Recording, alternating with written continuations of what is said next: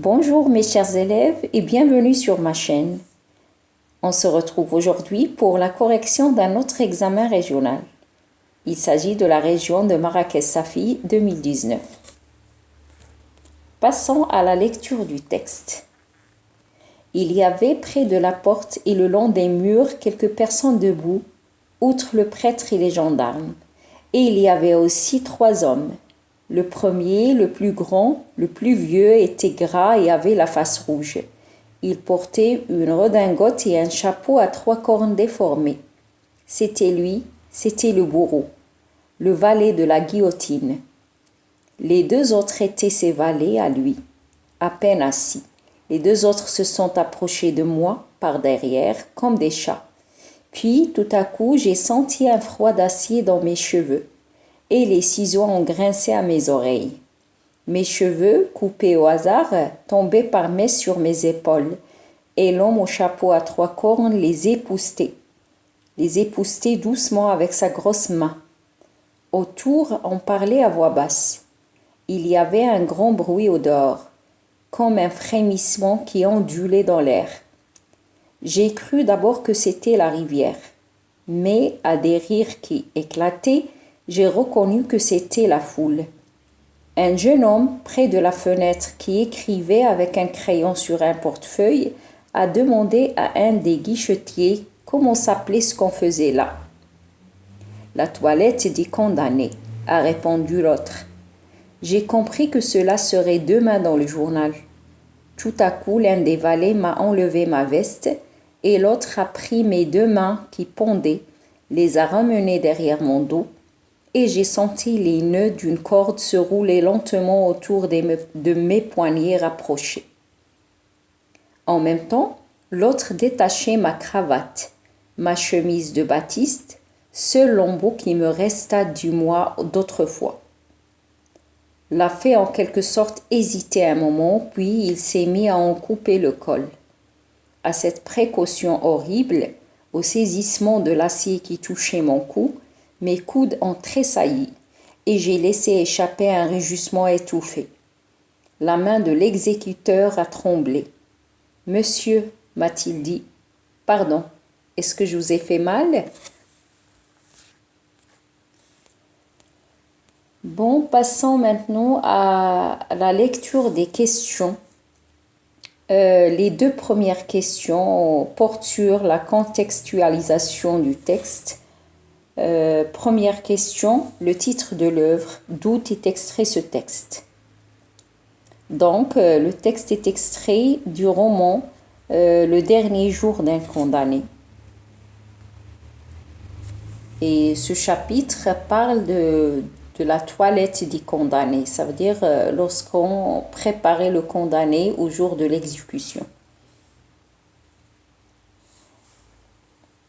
Deuxième question, le prénom et le nom de l'auteur. Bon, l'écrivain du dernier jour d'un condamné est Victor Hugo. Question suivante, quel est le genre littéraire de l'œuvre?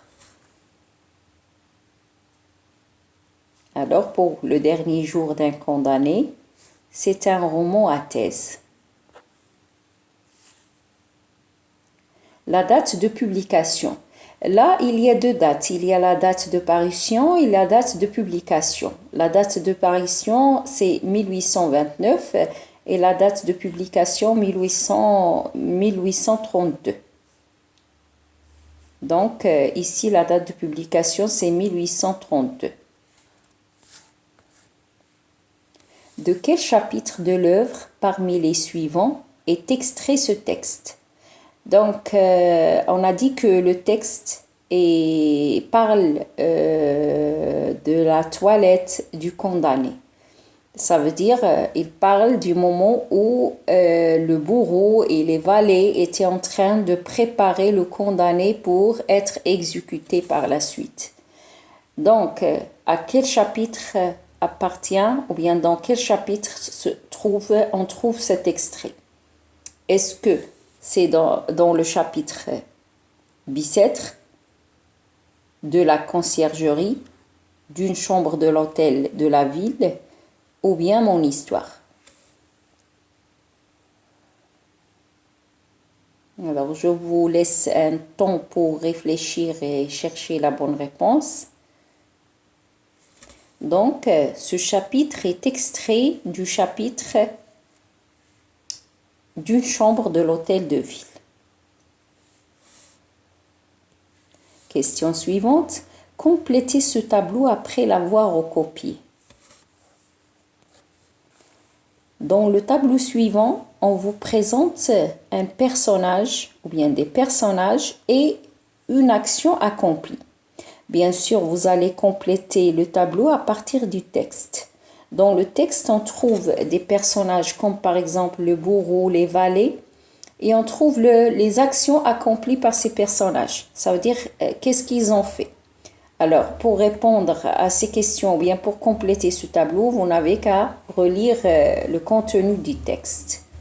Pour l'homme du chapeau à 3 cornes, alors vous allez citer une action accomplie par l'homme au chapeau à 3 cornes. Dans la deuxième case, on a présenté l'action accomplie et on vous demande le personnage qui a accompli cette action. Qui a coupé les cheveux du condamné? Troisième case, l'un des valets. Alors vous allez citer une action faite par ou bien accomplie par l'un des valets. Dernière case, nouer la corde autour des poignets du condamné. Alors qui a fait ça? Vous allez relire le texte et bien sûr vous allez recopier toutes les informations demandées. Bon, première réponse. L'homme au chapeau à 3 cornes, il a épousseté les épaules du condamné. Bien sûr, il y a d'autres actions accomplies par cet homme, mais on a cité un exemple ici. Qui a coupé les cheveux du condamné? Ce sont les deux autres, les valets du bourreau. Maintenant, on va citer une action accomplie par l'un des valets. Bon, enlever la veste du condamné. Et la dernière action, c'est nouer la corde autour des poignets du condamné. Bien sûr, c'est l'autre valet, le deuxième valet du bourreau. Voilà.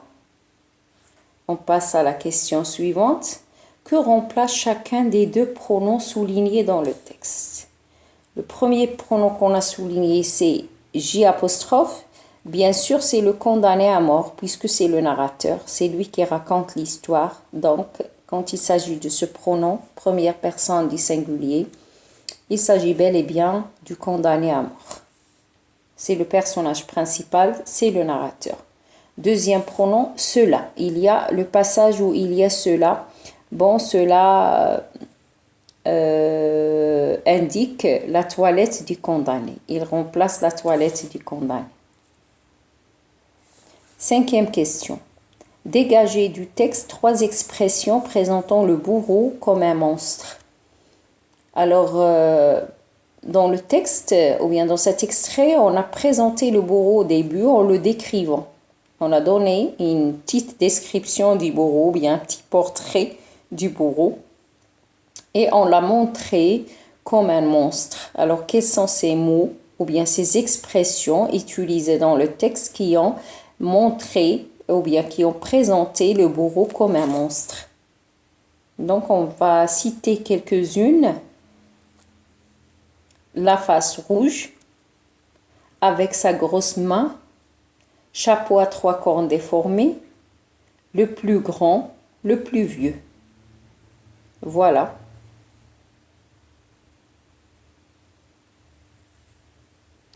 Relevez dans le texte 4 mots appartenant au champ lexical des vêtements.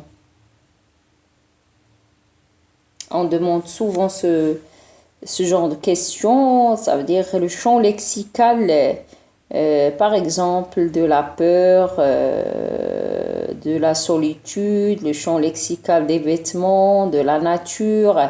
Alors, ça dépend du mot demandé. Là, on vous demande des mots appartenant au champ lexical des vêtements. Il y a quelques exemples dans le texte. Redingote, chapeau, veste, cravate, chemise, col, lambeau.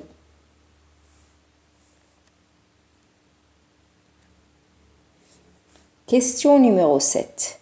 J'ai senti un froid d'acier dans mes cheveux. Là, la question porte sur la figure de style. Est-ce qu'il s'agit d'une comparaison, une antithèse, une hyperbole ou bien une répétition? Je répète l'énoncé. J'ai senti un froid d'acier dans mes cheveux.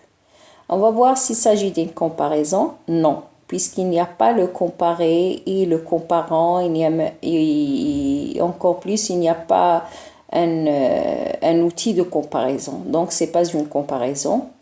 Une antithèse, on ne trouve pas ici un mot et son contraire. Une répétition, non, il ne s'agit pas d'une répétition. Par contre, il s'agit d'une exagération. Alors ici, j'ai senti un froid d'acier dans mes cheveux. Donc, c'est une hyperbole.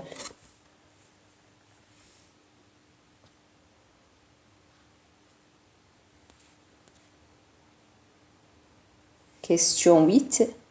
À cette précaution horrible, au saisissement de l'acier qui touchait mon cou, mes coudes ont tressailli et j'ai laissé échapper un rugissement étouffé. La main de l'exécuteur a tremblé. Cet énoncé permet de créer en fin de texte une atmosphère de gronde. Est-ce que ça sert à créer ou bien il permet de créer une atmosphère de grande indifférence, de grande peur, de grande satisfaction ou bien de grande curiosité? Donc, dans cet énoncé, il y a des mots qui indiquent un sentiment parmi les sentiments présentés, l'indifférence, la peur, la satisfaction, la curiosité. Je vais commencer par citer ces mots et après, on va donner la bonne réponse. Alors, les mots, il y a horrible, il y a encore tressailli, il y a un rugissement étouffé, il y a encore trembler, le verbe trembler. Donc, il s'agit d'une atmosphère de grande peur. Voilà, c'est la bonne réponse. On va justifier notre réponse en donnant les mots que je viens de citer. Horrible, saisissement, tressailli, rugissement étouffé, trembler et le mot étouffé. Alors,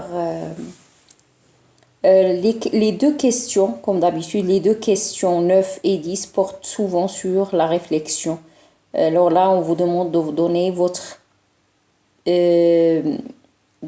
opinion personnelle et aussi justifier votre réponse. Pourquoi, d'après vous, les deux valets, le bourreau, le prêtre, les gendarmes parlaient-ils à voix basse autour du condamné? Alors là, le condamné, ces personnages étaient en train de faire la toilette du condamné, il était en train de le préparer avant l'exécution. Mais pourquoi parlait-il à voix basse? Alors là, il faut donner votre point de vue selon vous, ça veut dire votre avis personnel. Pourquoi, à votre avis, ces personnages parlaient-ils à voix basse? Alors chacun, bien sûr, va donner sa réponse personnelle, il va dire ce qu'il pense. Et comme d'habitude, je vous propose une réponse comme exemple.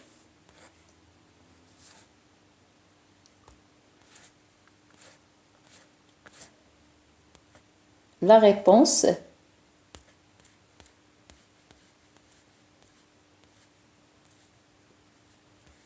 revenons à la question 9. Alors la réponse que je vous propose, les personnes autour du condamné parlent à voix basse pour ne pas effrayer le condamné, pour ne pas l'effrayer, pour ne pas lui faire peur, car en prononçant des mots, ils peuvent accroître ses sentiments de peur. Ils savent déjà que le condamné est effrayé, il est bien sûr dans un état pitoyable, dans une situation vraiment pitoyable, alors ils ne veulent pas peut-être parler pour ne pas le déranger, par respect. Ils parlent doucement. Ou bien ils savent que le condamné est en train peut-être de penser à quelque chose ou bien de faire une prière, ils ne veulent pas le déranger. Donc par respect, ces gens parlaient à voix basse, c'est parce que ils respectent le condamné, ils ont pitié de lui, ils ne veulent pas le déranger, voilà. Question 10.